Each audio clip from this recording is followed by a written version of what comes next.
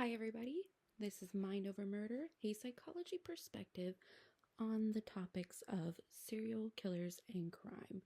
My name is Bethany Johnson, your host. Let's get started. This week's topic is sex offenders who particularly stalk their victims. The highlight of the case is going to be Richard Ramirez, the NightStalker. So, welcome to Mind Over Murder with Murder on the Mind. This is the podcast that features the questions we long to ask and develop some theories and hypotheses on why the killer did what they did from a psychology perspective. I am currently a forensic psychology major undergraduate student, so this is purely based on research, and I have performed in conclusions to my own theories. Now, the topic for this particular episode is going to be sex offenders, and more specifically, those who stalk their victims. I have chosen to talk specifically about Richard Ramirez, the NightStalker. Widely became famous thanks to many documentaries, other podcasts, and research.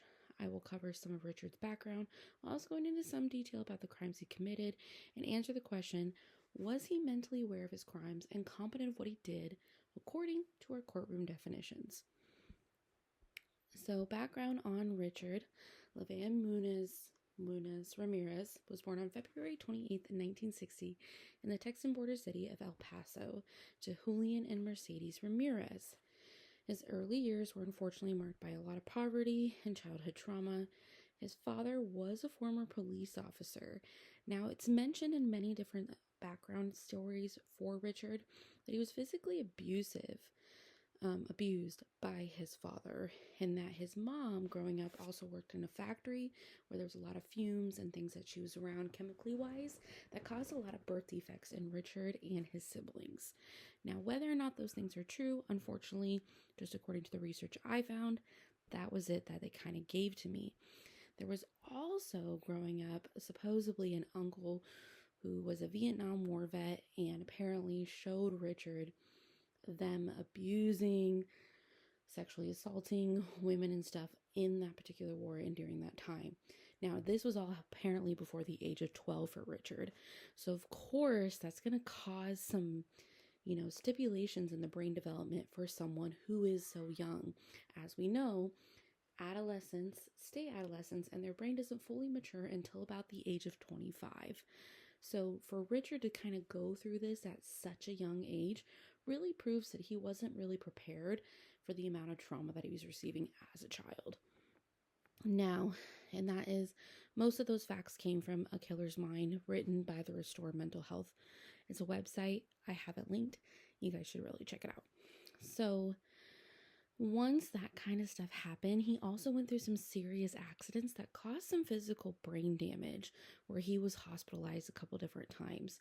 So between that and what he was exposed to as a child and just kind of those life events, I feel like that could be possibly what caused some childhood trauma and led him to the crimes. Now, according to the National Child Traumatic Stress Initiative, the impact of trauma on a child can last well beyond their childhood.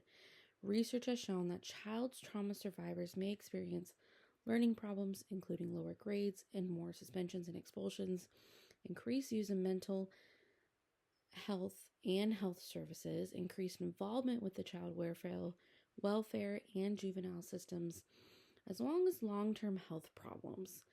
Also, trauma alone is just a risk factor for nearly all behavioral health and substance use disorders. So, because of that, facts alone, moving into Richard's development, we're kind of seeing that could be the creating role of who he became. Now, if we look at Richard Ramirez's crime and why he became the NightStalker. So beginning in June of 1984, he went on basically a killing spree in California, mutilating and murdering at least 13 people. For over a year, Ramirez crept into houses in the wee morning hours and raped and tortured his randomly selected victims.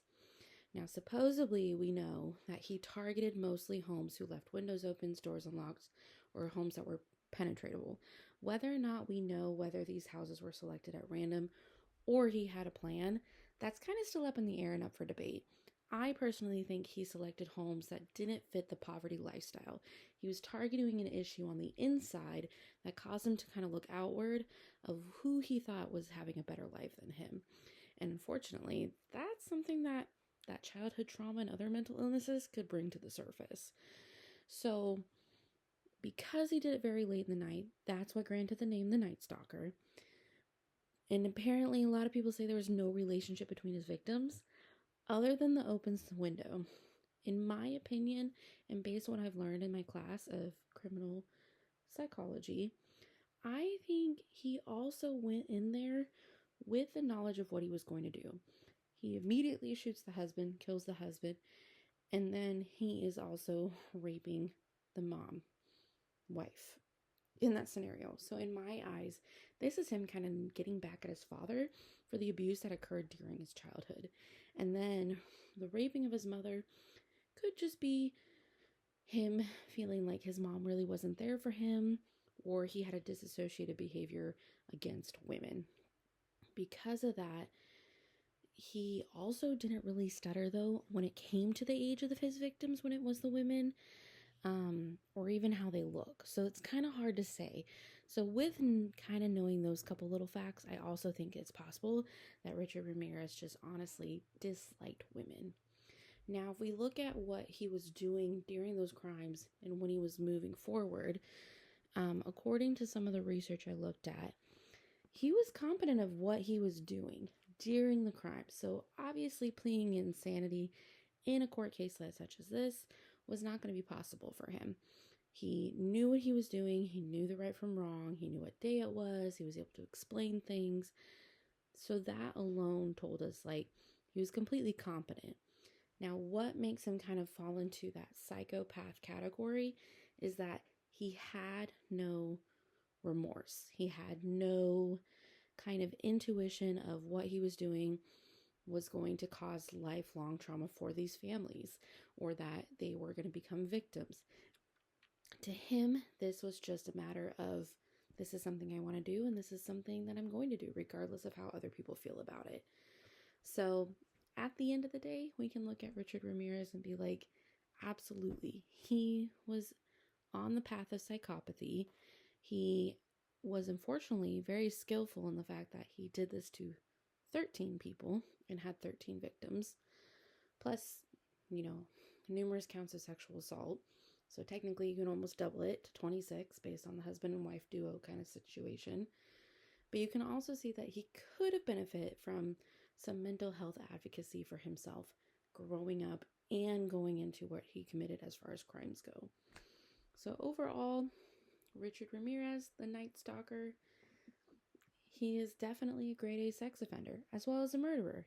And unfortunately, due to some of his upbringings, it could have led to particularly why he committed the crimes that he did. Unfortunately, without having an interview with him, I can't say for certain if that's how I feel. Now, I did get some really great references. I highly recommend looking into it. The FBI website has a great piece on Richard Ramirez that goes into the case details and the investigation of it, as well as the Restorative Mental Health on their website also posted kind of a research paper on him called A Killer's Mind, the mental pathology of the NightStalker, which is where I got a lot of my information and based some of my findings off of why I came to the conclusion that I did. So there you have it. Richard Ramirez is, in my opinion, a psychopath, is also a sex offender, and unfortunately suffered some really horrible things growing up. But at the same time, I feel like if he had the help that he needed, or the different outlook in life, or surroundings, he could have possibly have not committed the crimes that he was going to commit. It's hard to say. I don't know. But until next time, this was Mind Over Murder with Murder on the Mind. Have a great one.